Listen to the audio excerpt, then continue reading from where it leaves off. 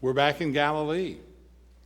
We're back on the Sea of Galilee or the Lake of Tiberias, whichever one. You can find that both in the New Testament. You find both of those names. One of the things I wanted to show you before I get into this text, and this is one of those texts that I could spend a long time asking questions about. One of those texts of saying, tell me more about this, or tell me more about that. But I wanted to show you something. This is kind of a teaching moment, a tool that we could find. If you will, pick up the Bibles that are near you there. I don't think there are very many up here. And turn to the 21st chapter of John. If you've got one like this, it's page 108 of the New Testament, but I don't know what the Bibles are that you're looking at. 21st chapter is where John started reading. What I want you to do is look back just a couple of verses, and this is what is written in the 30th verse of the 20th chapter. Now Jesus did many other signs in the presence of the disciples, which are not written in this book. But these are written that you may believe that Jesus is the Christ, the Son of God, and that believing you may have life in his name. What's that sound like to you? That sounds like the end of the book. That sounds like that the gospel writer in John had written down about the appearances of Jesus and about the resurrection and the power, and he's saying, these things are all written so that you'll believe. The thing that's a teaching moment here is the scriptures were not written on a word processor. There was no way to erase something or to insert something. There wasn't a place that you could put the cursor and then add another chapter. And when it was done, John said to himself, you know, there's another thing that needs to be in here. There's some other appearances of Jesus that needs to be read and heard and understood, and there's another word, and they didn't have the option of erasing because they were written on parchment. So John just starts another chapter. A third appearance of Jesus. And when he gets to the end of this, he really ends it by, in the 25th verse, he says, but there are also many other things which Jesus did, were every one of them to be written, I suppose the world itself could not contain the books that would be written. This is John saying, now I'm really done. And if there are other stories, if you hear other stories of what Jesus did, don't be surprised. Because Jesus did a lot of things that I couldn't write down. I love it when the text tells us something about the people who were putting the text down. John had gotten to the end, and then he said, no, there's one more. And thanks be to God that that's what we're looking at this morning. The one more. The third appearance. Now, some of you, I've talked to some of you about how I write sermons. And usually I try and get most of the sermon done on Monday morning.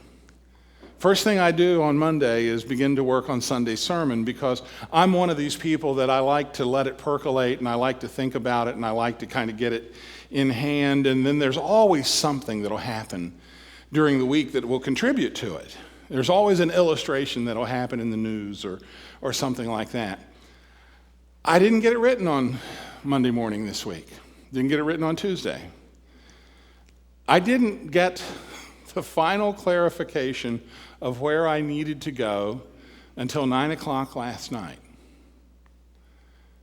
And if you know me very well, you know that by the time I got to 9 o'clock last night, I was beginning to enter into panic. Because I'm not one of those people that likes to try and put something together. But what happened was, as I was praying and thinking and doing the work of the church and being a pastor this week, it's like it welled up. It's like it kind of just worked and worked and worked.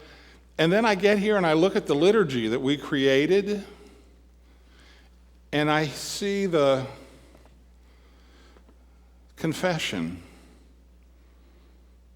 Lord, it's easy for us to sit here tethered to our darkness and fear, to be bound by chains of mistrust. We dare not hope. And I hear the anthem, and it says, go into the deep water, there will be a great harvest. Talking about as you fish on the right side of the boat, great things will happen. And as we, in our faith, go deeper into faith, greater fruit is born in our souls. God's been writing this sermon for 2 or 3 weeks. He just didn't tell me about it until last night. And the word that came last night was abundance. Abundance. That this text, and there's so many things you can preach on in this text, that one of the things that this text is doing is talking about abundance. The image that came to mind, the picture that came to mind, are 2 of my favorite characters, Winnie the Pooh and Eeyore. Eeyore is a scarcity thinker. Oh my, oh dear, I'm losing my tail. Everything that happens, he can see the negatives in it. It's just awful. Life is bad. Winnie the Pooh, on the other hand, everything has potential and power and peace and joy and happiness, and wherever there's honey, things are redeemed and we're good, and he's an abundance thinker. Jesus is trying to say to his disciples, God is a God of abundance. Shows up. They've been fishing. They've been fishing all night. They've been fishing and they have caught 0. And Jesus is standing on the shore and they don't know who it is. That's said in the text. They don't know who it is, and Jesus looks out and he says, having a hard time tonight, boys? Ain't catching much, are ya? Now, I don't know about you, but I know some fishermen who would not be at all happy to have someone not fishing standing on the shore saying, you catching anything yet? They would be a little fussed up about that. Throw it on the right side of the boat. Now, I interpret that as opposed to the left side of the boat rather than the wrong side of the boat. Throw it on the right side of the boat, and as soon as they threw it in, more fish than they could possibly catch. So much that they were having trouble reeling it in, and John says, it's the Lord, and Peter, I love Peter. And Peter says, yes, it is. And it says, and he put on clothes because he was naked and dove into the water. Peter, you're 100 yards from the shore. Row. And it's kind of like, okay, I got all kinds of questions about this text, but it's about abundance. When they get in there, Jesus has a breakfast. He fixed a breakfast for them. You know, it's strange, they hadn't caught any fish, but Jesus had enough to fix breakfast. Where'd the fish come from? Where did it come from? It was there, and not only was it fish, it was bread. Does that remind you of anything? The time when the disciples had a crowd of 4,000, 5,000, and they said, Jesus, you got to let these people go find lunch because we can't feed them. And he said, but what do you have? And they said, well, I got a little boy here that's got fish and bread. But the sentence is, but what is so little among so many? In God's hands, it was abundant. And there was enough fish to feed everyone. And then there was enough bread to feed everyone. Enough that the scripture tells us that they put 12 baskets of leftovers together. When the disciples come in, the 7 that were there, and they look at what's being made for breakfast, do you think they made the connection? I think they did. I think Jesus was reminding them of a time when God's grace and God's provision was abundantly sufficient.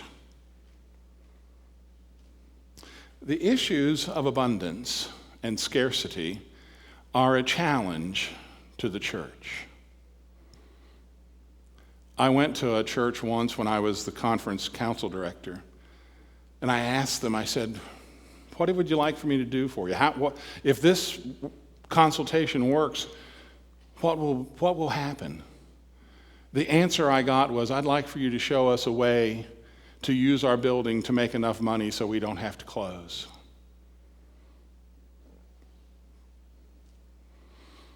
I couldn't tell them how to do that. And this particular congregation, little church in South Charleston, West Virginia, closed. They were abandoned. The people quit coming. They didn't have the money to pay the bills. They didn't.